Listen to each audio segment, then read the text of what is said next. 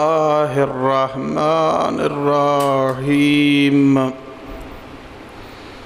الحمد لله الأول والآخر الباطن والظاهر وللعافين غافر وللمذنبين ساتر والصلاة والسلام على مصباح الدجى وعلم الهدى الرسول المسدد المصطفى الأمجد المحمود الأحمد أبي القاسم محمد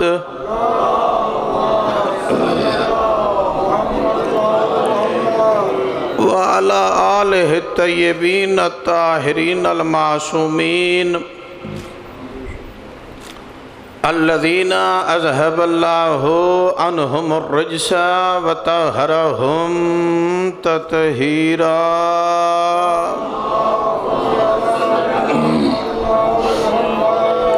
ورحمة الله على شيعتهم ومحبيهم ومواليهم ولعنة الله على أعدائهم ومنكر فضائلهم وغاصب حقوقهم أجمعين أما بعد فقد قال الله عز وجل في محكم كتابه المبين وهو أصدق القائلين بسم الله الرحمن الرحيم وَلَسَوْفَ يُعْتِيكَ رَبُّكَ فَتَرْضَىٰ صلوات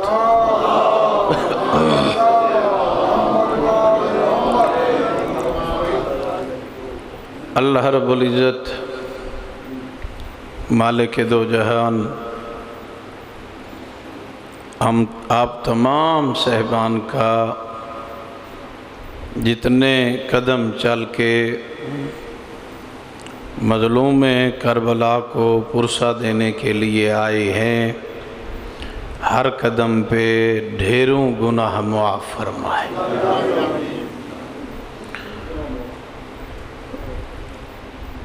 بانیان عشرہ محرم الحرام کے جتنے بھی بزرگان دار فانی سے انتقال کر گئے ہیں، اللہ سب کی مغفرت فرمائے اور ان کی توفیقات خیریہ میں اضافہ فرمائے۔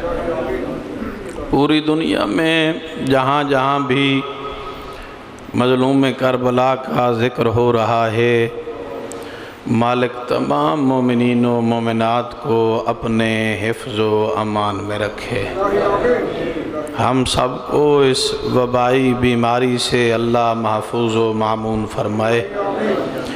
سامعین محترم، 2 دنوں سے بڑی تلخ باتیں آپ سے ہوتی رہی ہیں۔ آج تھوڑا سا دل کر رہا ہے کہ آپ کو فضائل آل محمد سنائے جائیں،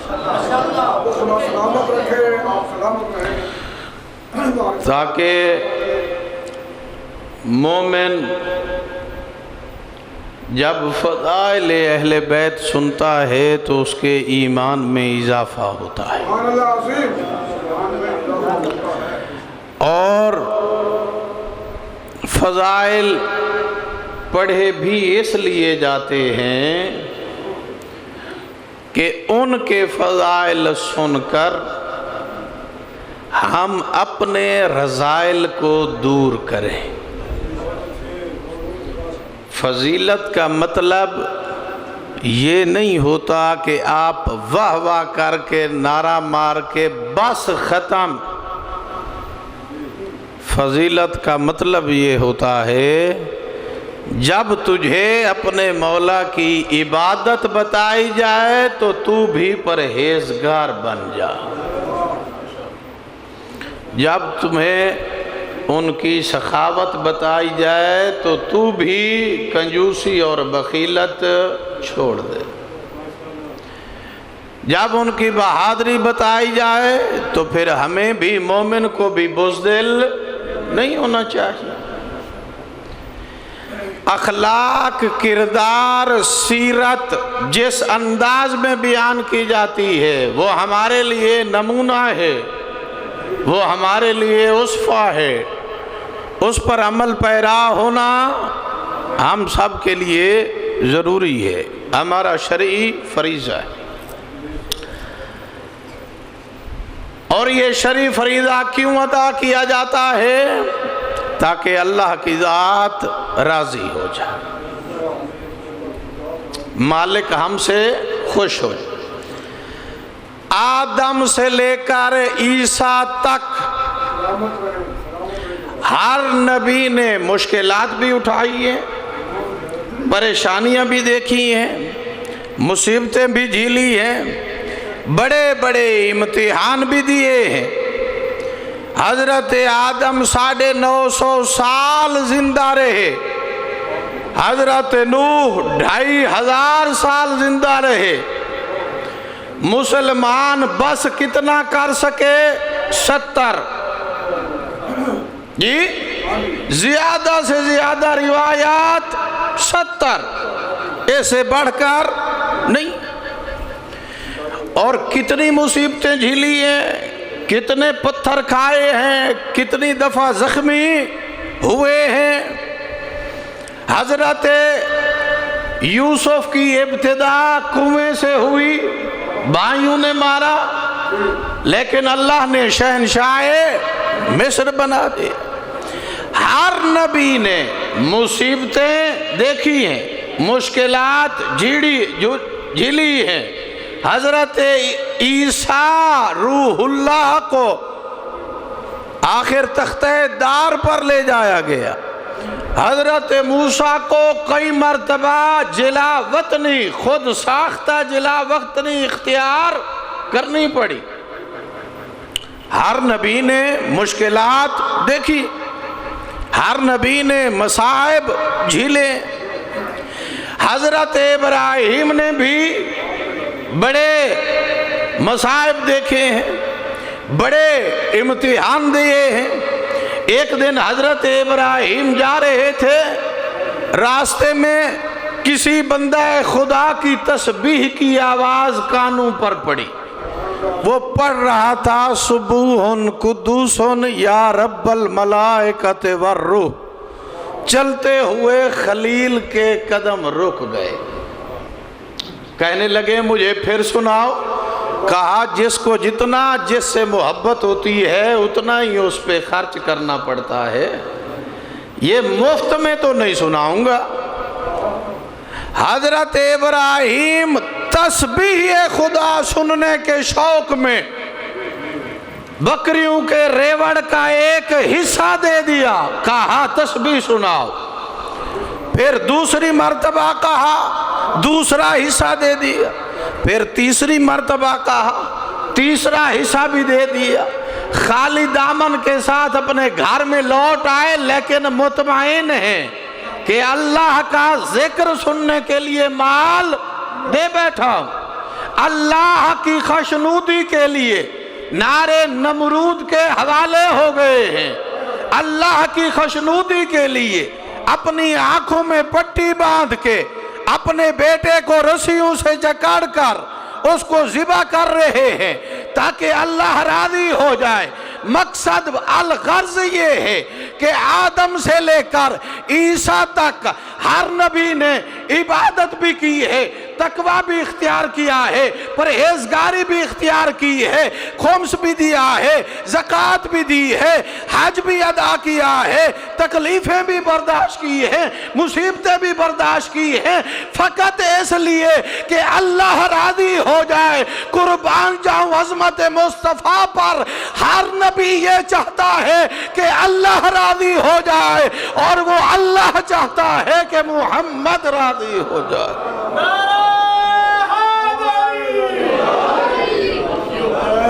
تکبیر، نعرہ رسالت۔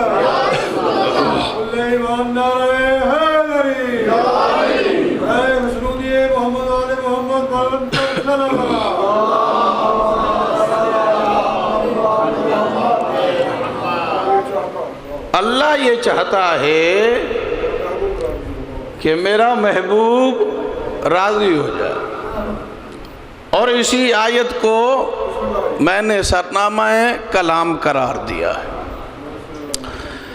اللہ فرما رہا ہے والا سوف یؤتیک ربک فترضی، میرا حبیب ان قریب میں تمہیں وہ عطا کرنے والا ہوں کہ جس سے تو راضی ہو جائے گا، جس سے تو راضی ہو جائے گا۔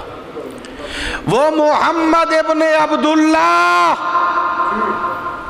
جو زندگی کی ہر مصیبت کو جھیلتا رہا، طائف کے پتھر کھا کے بھی حمد خدا کرتا رہا، سنگ باری سے بھی دل برداشتہ نہ ہونے والا نبی، نمازیں پڑھتا ہے تو اوجھلی کندھے پہ رکھ دی جاتی ہے، پیٹھ پہ رکھ دی جاتی ہے، نماز چلتا ہے تو راستے میں کانٹے بچھا دیے جاتے ہیں، کسی جگہ پر شکایت نہیں کرتا، مگر جب عاص بن وائل نے میرے پیغمبر کو اب تری کا تانا دیا، سنگ باری برداشت کرنے والے نبی سے اب تری کا تانا برداشت نہ ہوا، بڑے مضطرب سے چہرے کے ساتھ آسمان کی طرف دیکھا اور کہا مالک سب کچھ برداشت ہے، مگر مجھ سے یہ نہیں برداشت ہوا جو اس بدبخت نے مجھے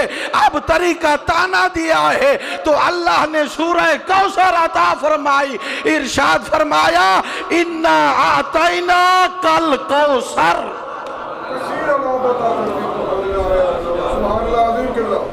میرا محمد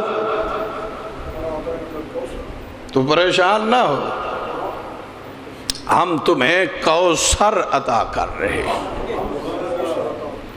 اور اس کوثر عطا کرنے کے بعد اللہ نے دو حکم دیے ہیں، فصل لربک وانحر۔ یہ کوثر تجھے ایسے نہیں ملی، نماز بھی پڑھ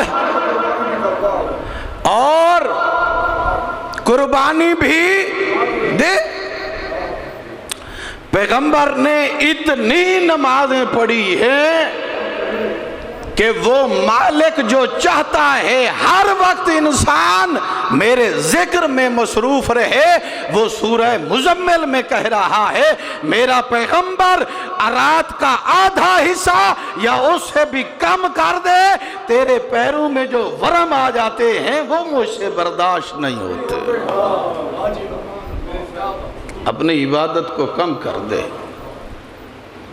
اللہ کو اتنا راضی کیا ہے، اور آخری حصے میں ایک بہت بڑا چیلنج کر دیا، کہا انا شان آقا هو الابتر، یہ مجھ اللہ کا وعدہ ہے کہ تیرا دشمن قیامت تک ابتر رہے گا، بے نسل رہے گا۔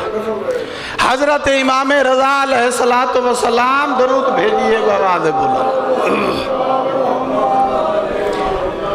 میرے 8ویں تاجدار ولایت سے ایک صحابی نے آ کر کے عرض کی کہ مولا قرآن کہہ رہا ہے تیرے نانا کا دشمن بے نام و نشان ہوگا، جبکہ جس نے پیغمبر کو تانا دیا تھا عاص بن وائل، تاریخ کہتی ہے اس کی اولاد ہے۔ آپ کے نانا کا دشمن تھا ابو جہل، قرآن کہتا ہے کہ وہ ابتر ہوگا جبکہ اس کی اولاد ہے۔ مولا آج تلک جو آپ سے دشمنی رکھتے ہیں ان کی اولاد ہے، کائنات کا جلال اکٹھا ہوا سامن الحجج کے چہرے میں، دیکھ کر ارشاد فرماتے ہیں قیامت تک سورج مشرق کی بجائے مغرب سے طلوع ہو سکتا ہے، مگر قرآن جھوٹا نہیں ہو سکتا۔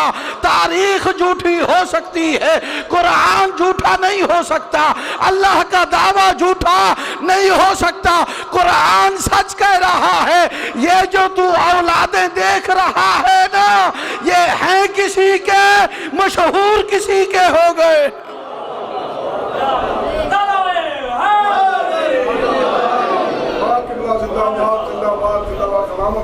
ہمارا دشمن جب قرآن نے کہہ دیا ہے تو وہ کیسے صاحب اولاد ہو سکتا ہے؟ یہی وجہ ہے کہ پیغمبر نے ارشاد فرمایا یا علی لا یحبک الا طیب الولادہ لا یبغضک الا خبیث الولادہ۔ یہی فلسفہ ہے صاحبان۔ اللہ نے محمد کو وہ نعمت عظمی عطا فرمائی اور اس کو اتنا بڑا مقام عطا فرمایا کہ خود پیغمبر یہ کہتے ہوئے نظر آتے ہیں الفاطمہ تو ام ابیہا۔ ام کے ڈھیر سارے معنی ہیں عربی زبان میں، جن میں سے ایک محور و مرکز ہے کہ میری نبوت و رسالت کا محور و مرکز میری بیٹی زہرا ہے۔ جو اس سے منحرف ہو گیا وہ ایسے سمجھے کہ میری نبوت و رسالت سے منحرف ہوا ہے۔ اور یہ جو ارشاد فرمایا ہے الفاطمہ تو بضعۃ منی، کہ فاطمہ میرا حصہ ہے، خائن ہے وہ مولوی جو اس کا ترجمہ کرتا ہے کہ پیغمبر نے فرمایا زہرا میرے بدن کا حصہ ہے، میرے جگر کا ٹکڑا ہے، میرے دل کا ٹکڑا ہے۔ کیا محمد ابن عبداللہ کو، احمد مختار کو دل یا جگر کی عربی کا پتہ نہیں تھا؟ پیغمبر نے ارشاد فرمایا ہے کہ فاطمہ میرا حصہ ہے، یعنی میں نبی ہوں تو یہ نبوت کا حصہ ہے، میں رسول ہوں تو یہ رسالت کا حصہ ہے، میں امام ہوں تو یہ امامت کا حصہ ہے، میں معصوم ہوں تو یہ عصمت کا حصہ ہے۔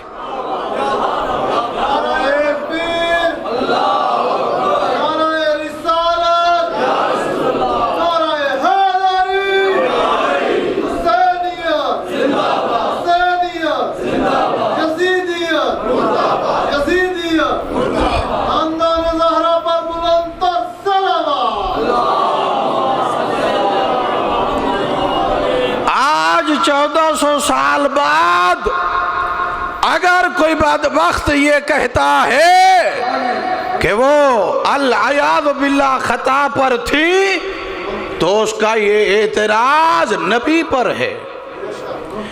اگر کوئی یہ کہے کہ میرے مسلک میں عصمت خاصہ ہے نبوت کا، بس نبی معصوم ہو سکتا ہے، اس کے علاوہ کوئی معصوم نہیں ہو سکتا، تو قرآن مجید دلیل میں پیش کر رہا ہوں۔ اس بدبخت کو کہو کہ اللہ قرآن میں فرما رہا ہے ان اللہ اصطفاک وطہرک واصطفاک علی نساء العالمین۔ ارے بدبخت، مریم کون سی نبی ہے جسے اللہ نے عصمت عطا فرمائی ہے؟ کیا مریم نبی ہے؟ لہذا عصمت خاصہ نبوت نہیں ہے۔ معصوم کوئی بھی ہو سکتا ہے جسے بھی اللہ معصوم بنا دے، اور قرآن نے گواہی دی ہے کہ اللہ نے مریم کو مصطفیٰ بھی بنایا اور مطہر بھی بنایا، مریم کے پاس تو ایک طہارت ہے نا، مریم کے پاس تو ایک طہارت ہے نا، اس کا تو بس ایک بیٹا اللہ کا نبی ہے۔ ارے جس کے 11 بیٹے اللہ کے ولی و امام ہوں، اس کی عصمت میں شک کرتا ہے۔ اور اللہ نے آیت تطہیر میں خود گواہی دی ہے کہ جب تو اپنے اہل بیت کو گھسوڑنا چاہتا ہے اہل بیت محمد میں، اس وقت تمہیں بڑا فخر ہوتا ہے، مگر جب یہ کہا جائے کہ یقیناً پیغمبر کی بیٹی آیت تطہیر کی مصداق ہے تو اس وقت تجھے تکلیف ہوتی ہے۔ یعنی اس کا مطلب یہ ہے کہ تجھے عداوت آل محمد سے ہے، تجھے عداوت اولاد رسول سے ہے۔ باقاعدہ تاریخ کی کتابیں اٹھا کر دیکھیں، حدیث کی کتابیں اٹھا کر دیکھیں، اللہ نے آیت تطہیر کا محور و مرکز جناب زہرا کو قرار دیا ہے۔ دنیا کا قانون ہے، بیٹے کا تعارف ہمیشہ باپ سے ہوتا ہے، بیوی کا تعارف ہمیشہ شوہر سے ہوتا ہے، اولاد ہمیشہ اپنے باپ سے تعارف رکھتی ہے۔ اللہ نے اس قانون فطرت کو بھی تبدیل کر دیا ہے۔ یہ قانون فطرت ہے۔ جب ملائکہ نے پوچھا بار الہ سے من تحت الکسا، مالک یہ کسا کے نیچے ہیں کون، تو اللہ نے قانون تبدیل کر دیا ہے۔ اللہ نے فرمایا ہم فاطمہ تو و ابوہا و بالوہا و بنوہا۔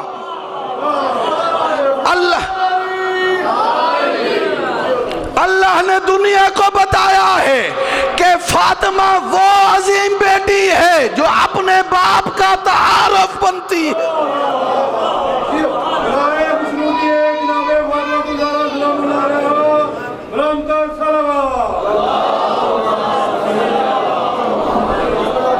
فاطمہ وہ ہے جو اپنے باپ کے لیے بھی تعارف کا ذریعہ ہے۔ ملائکہ نے جب دیکھا کہ اللہ نے 5 تھے نا، ان میں سے سب سے عظیم عہدہ کس کے پاس ہے؟ حضرت محمد صلی اللہ علیہ وآلہ وسلم کے پاس۔ سب سے عظیم ہے ان 5 میں، صاحب شریعت ہیں، صاحب کتاب ہیں، صاحب وحی ہیں، صاحب دین ہیں، صاحب کلمہ ہیں۔ حضرت محمد سے تعارف کرا دیا جاتا۔ اللہ بتانا چاہتا تھا کہ میرے نزدیک جو محبوب ہے وہ رسول کا رشتہ دار نہیں، وہ زہرا کا رشتہ دار۔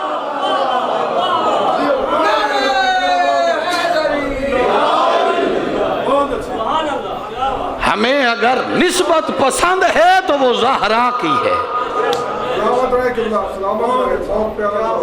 اس لیے زہرا کے ذریعے سے اس کا بابا ہے، اس کا شوہر ہے، اس کے بیٹے ہیں۔ اور ایسے بھی بڑا جملہ دینے جا رہا ہوں کہ جب پیغمبر نے کہا ہے نصارہ نجران کو کہ ہم مباہلہ کے لیے آپ کے پاس آ رہے ہیں، ہم اپنے بیٹے لائیں گے، تم اپنے لے آنا، ہم اپنی عورتیں لے آئیں گے، تم بھی اپنی لے آنا، ہم اپنے بیٹے لائیں گے، تم بھی اپنے بیٹے لے آنا، ہم اپنی عورتیں لے آئیں گے، تم بھی عورتیں لے آنا، ہم اپنے نفوس لے آئیں گے، تم بھی اپنے نفوس لے آنا۔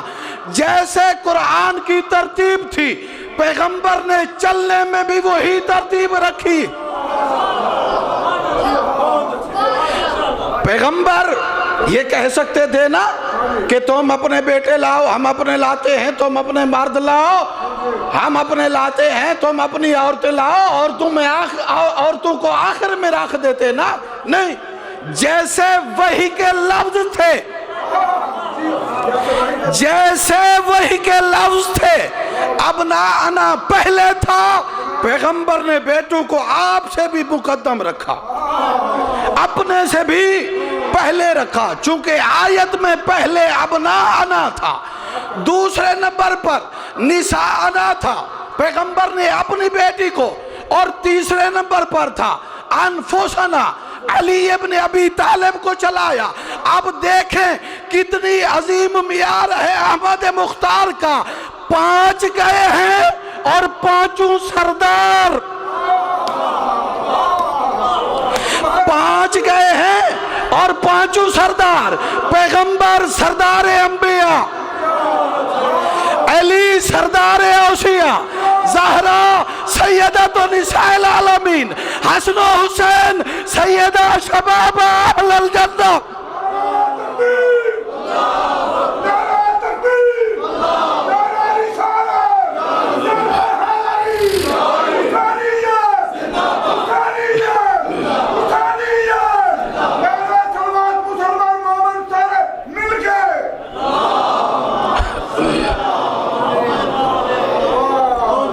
متوجہ ہوئے آپ؟ پیغمبر 5 سردار لے کر گئے تھے اور یہ پیغام دے رہے تھے کہ مباہلہ سرداروں کا کام ہے، کمیوں کا نہیں، نوکروں کا کام مباہلہ نہیں. آج میں ڈھیر سارے بندوں کو دیکھتا ہوں جو منبر پہ بیٹھ کے یہ کہہ رہے ہوتے ہیں ہم مناظرے کے لیے تیار ہیں، ہم مباہلے کے لیے تیار ہیں. اپنی شکل تو دیکھ، اگر غیر معصوم مباہلہ کر سکتا ہوتا تو پیغمبر بھی کسی کو ساتھ لے جاتا.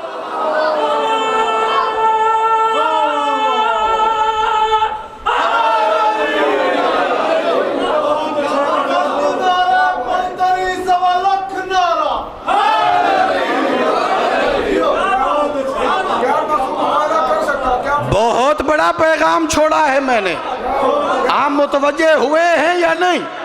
ہر دوسرا بندہ کہتا ہے میں مباہلہ کے لیے تیار ہوں. ارے مباہلہ کے لیے زہرا چاہیے، مباہلہ کے لیے بطول چاہیے. تیری کیا اوقات تم مباہلہ کا چیلنج کرے؟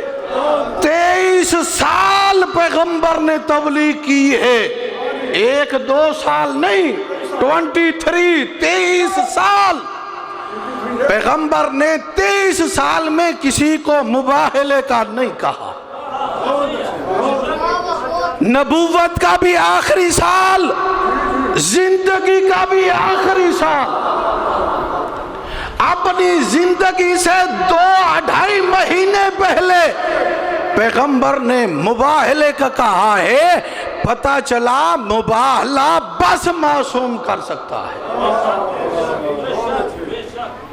احمد مختار نے مباہلہ کیا ہے یا پھر مباہلہ حضرت حجت کر سکتے ہیں؟ کیونکہ ان میں سے ایک بھی کوئی جاتا تو نصارہ نجران کے لفظ ہیں، میرے لفظ نہیں ہیں، نصارہ نجران کے لفظ ہیں. وہ کہتے ہیں کہ جو چہرے آتے ہوئے میں دیکھ رہا ہوں نا، ان میں سے اگر کوئی ایک بھی دعا کرے تو یہ پہاڑ اپنی جگہ چھوڑ دیں گے.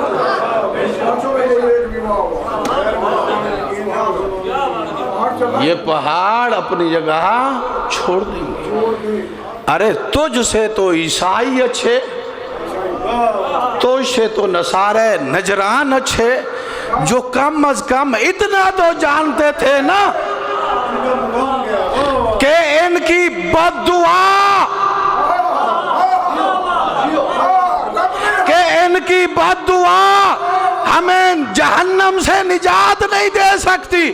تاریخ میں لکھتا بھی ہے، پھر بھی باتیں بنا فرماتا ہے، یہ بھی لکھتا ہے کہ زہرا مرتے دم تک ناراض گئی۔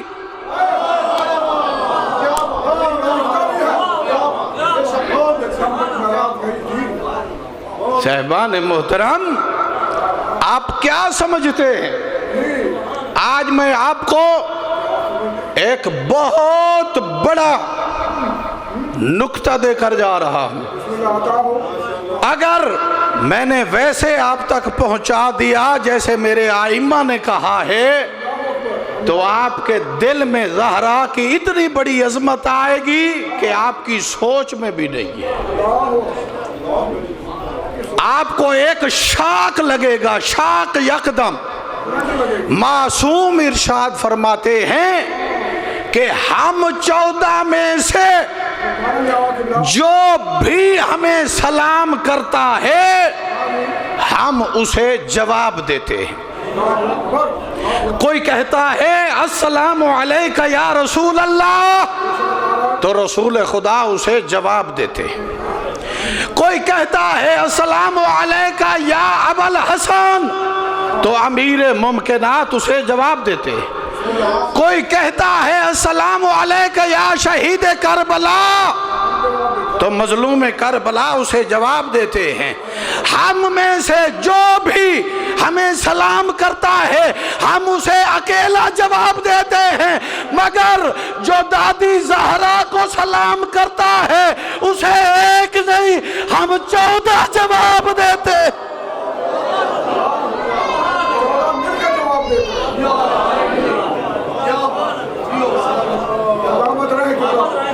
ایک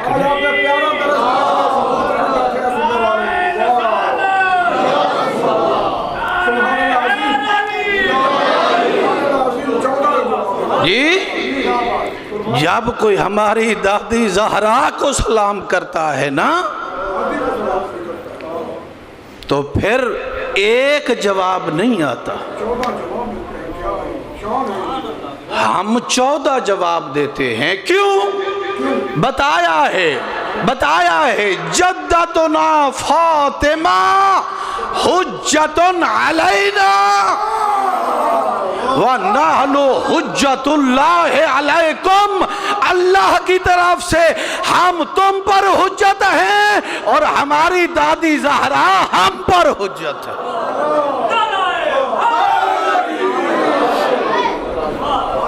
تجھے کیا پتا کہ زہرا کون ہے؟ تجھے کیا پتا کہ بطول کسے کہتے ہیں؟ جی معصوم ارشاد فرماتے ہیں کہ ہم اللہ کی طرف سے تم پر حجت ہیں اور ہماری دادی زہرا ہم پر حجت ہے۔ جو حجتوں کے لیے بھی حجت ہو اسے زہرا کہا جاتا ہے۔ اور ہر عورت کے 3 لحاظ ہوتے ہیں، 3 روب ہوتے ہیں، بیٹی، بیوی اور ماں۔ بیٹی کے لیے اللہ نے ارشاد فرمایا ہے ان البنات رحمتون، بیٹیاں باپ کے لیے، والدین کے لیے رحمت ہیں۔ اور بیوی کے لیے فرمایا ہے کہ وہ آدھے ایمان کی مالک ہے۔ اور ماں کے لیے فرمایا ہے کہ جنت ان کے قدموں کے نیچے ہے۔ قربان جاؤں زہرا کی عظمت پر، بی بی رحمت ہے اس باپ کے لیے جو رحمت للعالمین ہے، آدھے ایمان کی مالک ہے اس شوہر کے لیے جو خود کل ایمان ہے اور قدموں تلے جنت ہے ان بیٹوں کی جو خود جوانان جنت کے سردار ہیں۔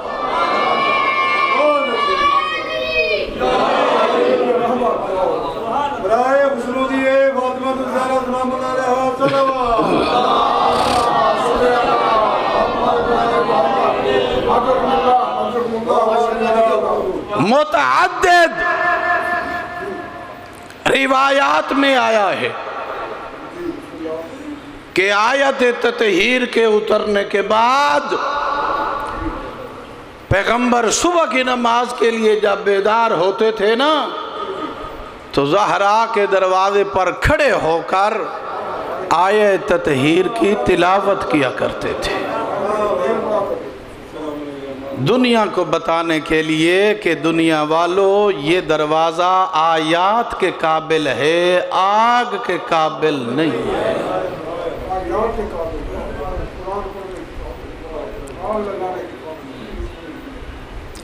اور پوری ذمہ داری سے کہہ رہا ہوں،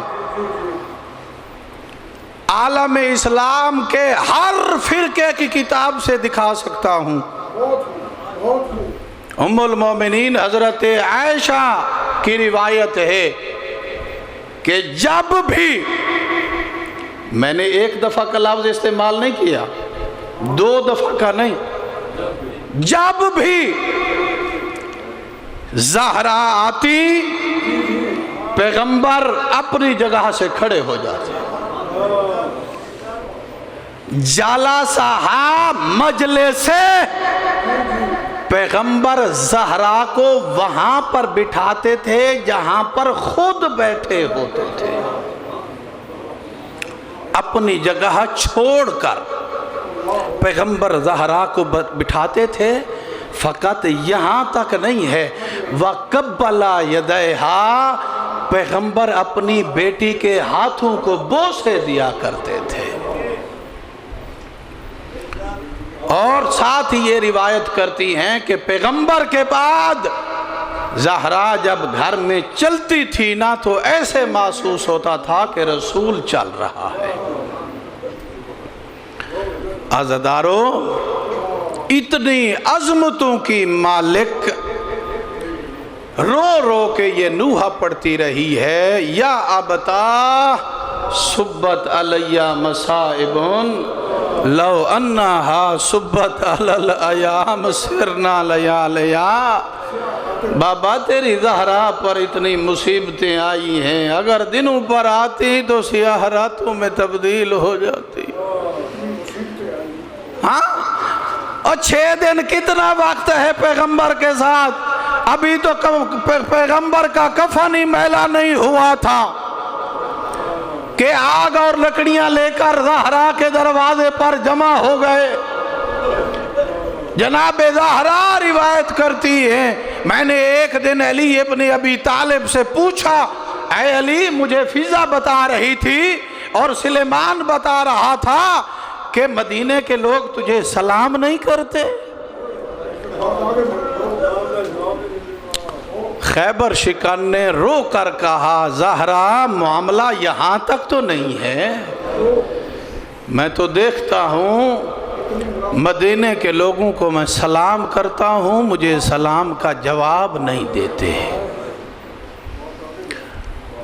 آپ میں سے کچھ صاحبان زائر ہیں جو زواری پر گئے ہیں، امیر المومنین کی زری میں داخل ہوں نا باب قبلہ کی طرف سے، تو ستون کے اوپر مولا کا ایک زیارت نامہ لکھا ہوا ہے، اس کے اوپر پہلا جو سلام لکھا ہے نا وہ مومن کے رونے کے لیے کافی ہے۔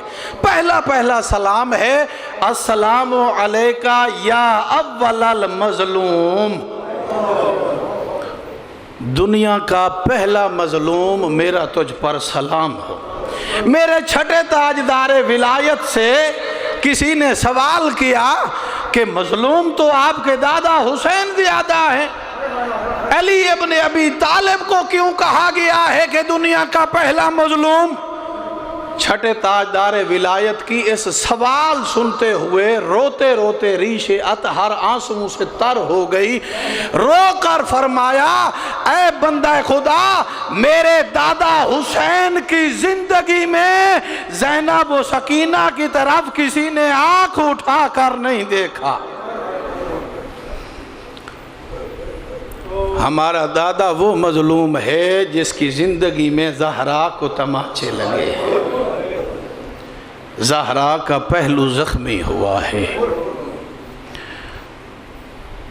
عزادارو، روایات میں ہے کہ جناب زہرا، جب ان لوگوں نے کہا ہے نا کہ زہرا کے رونے سے ہم بے آرام ہوتے ہیں، ہمارے مویشی چارہ چرنا چھوڑ دیتے ہیں، ہمارے بچے دودھ پینا چھوڑ دیتے ہیں، ایسے محسوس ہوتا ہے مدینے کی دیواروں میں لرزہ آ گیا ہے۔ تو جناب امیر المومنین صبح صبح ناشتے کے بعد زہرا کو اور حسنین کو حضرت حمزہ کی قبر پہ چھوڑ کے آیا کرتے تھے، اور بعد میں سارا دن اپنا معاشی کام کرتے تھے۔ ایک دن ایک اونٹ چلانے والا عرب کا روایت کرتا ہے، میں نے اچانک دیکھا ہے کسی بی بی کے رونے کی آواز آئی ہے اور میرے اونٹوں نے چارہ چرنا چھوڑ دیا ہے، اور وہ ایک دوسرے سے اپنی زبان میں کہہ رہے تھے کہ بنت پیغمبر کو اس کے بابا کا پرسہ پیش نہیں کرنا۔ وہ رو رہے تھے، چارہ نہیں چار رہے تھے۔ میں آیا بنت پیغمبر کے پاس، جب نزدیک آیا تو حسنین کو میں نے پہچان لیا۔ میں نے کہا اے پیغمبر کی بیٹی، اے بنت پیغمبر اعظم، کیا مدینہ رونے کے لیے کافی نہیں تھا؟ تو اتنی دور آ کر رو رہی ہے۔ کہا اگر مجھے کوئی گھر چین سے بیٹھنے دیتا تو زہرا کیوں باہر نکلتی؟ عزادارو، ایک دن امیر المومنین کو زہرا نے اپنی چادر تطہیر پہ بٹھایا اور اپنی مصیبتوں کا ایک نمحہ پڑا ہے، رخ پھر گیا ہے بی بی کا اپنے بابا کی قبر کی طرف، رو کر ارشاد فرماتی ہے یا سلطان الانبیاء قد احرق الباب فصبرت، او نبیوں کا سلطان بابا، تیرے چلے جانے کے بعد میرے دروازے کو جلا دیا ہے امت نے، میں صبر کر گئی۔ اور نبیوں کا سلطان بابا قد انکسر اضلاعی فصبرت، بابا زہرا کی پسلیاں توڑ دی ہیں امت نے، میں صبر کر گئی۔ او یا سلطان الانبیاء قد اسقط جنینی فصبرت، او نبیوں کا سلطان بابا تیرے چلے جانے کے بعد میرا محسن سخت ہو گیا، میرا محسن شہید ہو گیا، میں صبر کر گئی۔ او بابا تیرے چلے جانے کے بعد قد اضربوا وجہی فصبرت، بابا زہرا نے ہاتھوں پہ تازیانے کھائے ہیں، میں صبر کر گئی۔ بابا تیرے چلے جانے کے بعد علی کو گرفتار کیا گیا اور گھسیٹ کے مسجد نبوی میں لے جایا گیا، بابا میں صبر کر گئی۔ بابا اب زہرا زندہ رہنے کے قابل نہیں رہی، بابا اب میں موت مانگتی ہوں۔ ہر نماز کے بعد دعا کیا کرتی تھی اللہم عجل وفاتی، اور مالک زہرا زندہ نہیں رہنا چاہتی۔ اجرکم علی اللہ، جی بھر کے روز لیجئے۔ عزادارو، آج بھی پردہ غیبت میں بیٹھ کر امام زمانہ اپنی دادی کے بین بھی کر رہا ہے، بدلہ دمو دمان، آنسو نہیں خون رو رہا ہے، کیونکہ وہ کون سا وقت تھا جب علی زہرا کو غسل دے رہے تھے، وہ کون سا زمانہ تھا جب علی جنازہ پڑھا رہے تھے، رو رو کے کہا کرتے تھے عمار مجھے دو درد جنت میں بھی سکون نہیں کرنے دیں گے۔ کون سے؟